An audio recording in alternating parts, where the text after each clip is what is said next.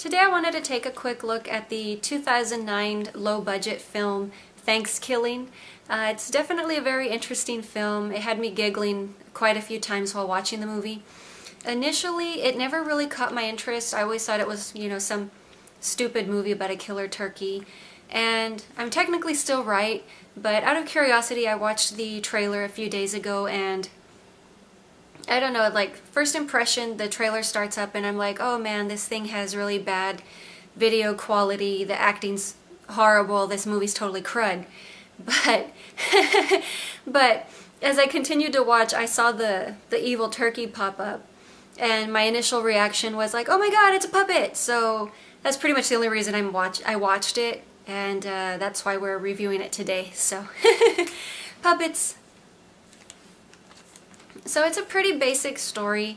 It's pretty much just the telling of supposedly the whole backstory, which happens 14 minutes into the film, is that Native Americans felt wronged because of the whole, settlers America thing. So some powerful Indian shaman necromanced an evil turkey to avenge. And I forget how many years, if it's every 300 to 500 years or so that this turkey resurfaces, but I definitely thought this was interesting because in the backstory they say that the turkey kills the first white man that it happens across, which is already a total foul because the way the turkey is summoned is some collie decides to take a leak, happens to pee on the turkey's grave, and the turkey kills the dog. It doesn't kill a person.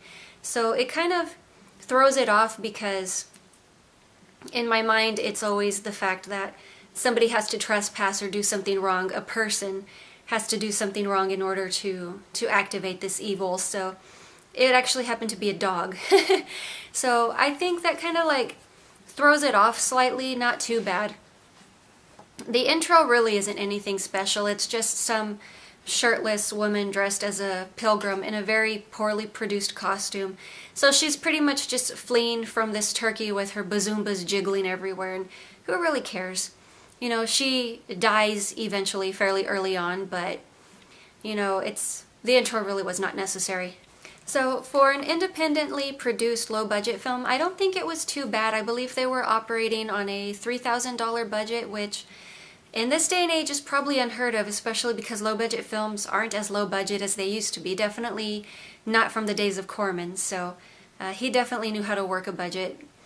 But, it's a different time and people like all the little fancy stuff. It isn't long before the turkey goes on its evil killing spree, and what really strikes me as odd is the fact that everyone, like, random people seem to just stop and talk to this turkey like it's a normal everyday occurrence to just see a talking turkey. Like in the hitchhiker scene where the turkey's standing on the side of the road, some guy pulls over and says, I believe the line was ass, gas, or grass. So the turkey obviously goes with ass, tricks the guy, murders him, steals the car, yada yada. But yeah, it's definitely very interesting. The second scene where someone stops and talks to the turkey is the sheriff, which is the father of one of the main characters, and they just literally just sit down and I think they're having a cup of coffee or a cup of tea, and the turkey's just sitting there wearing some glasses, wearing a human nose, so that's his disguise to pretend he's not a turkey. And they're just sitting there just having this conversation. Eventually the turkey just says, this is awkward, he's going to leave and come back later to look for the girl. So as he's leaving, the dad happens to make the mistake of calling him an odd duck, so he gets murdered. And the turkey sort of pulls like this whole Leatherface type thing, like the kids show up later and he's wearing the sheriff's face and the kids are just walking through the house and they don't even notice that the sheriff is dead. It's just a turkey wearing a sheriff hat. So I thought that was kind of silly but pretty funny as well. The dialogue is pretty crud. I'm not gonna lie, it's pretty bad. Like, certain lines just make absolutely no sense whatsoever. There's also this running gag with referring to the slut in the film. I believe the line was, her legs are harder to close than the John Bonet case. So it was kind of maybe mildly funny the first time, although I didn't think it was that great a joke to begin with. But then it later gets recycled and it's like, really? You couldn't think of anything else? I mean, you definitely could have made a joke about, she was dirtier than a tablecloth at a restaurant that serves only gravy. I mean, come on, show some creativity. So eventually they do happen across a book which happens to be in the sheriff's garage, because supposedly they go there, he owns so many books, so they figured he has the answer, and in low budget movie terms he obviously does, because books equal knowledge, I guess.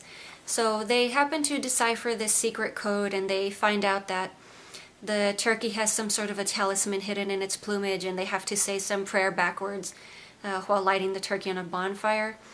This sort of backfires a little bit, and he inadvertently becomes a radioactive turkey when somebody just doesn't mind their own business and throws their 2 cents in. But towards the end, there's also just sort of like an opening. They're hinting that there's going to be a sequel, and I'll wait until next year to talk about that one. Definitely don't have to rush that one. So I'd say if you're going for like cheese factor, I mean, the movie's a total popcorn film. If you don't take it too serious, you just want something to just sit and chuckle at, it's definitely worth the time. But that is pretty much it. I will talk to you guys later, and hope you enjoy your holiday.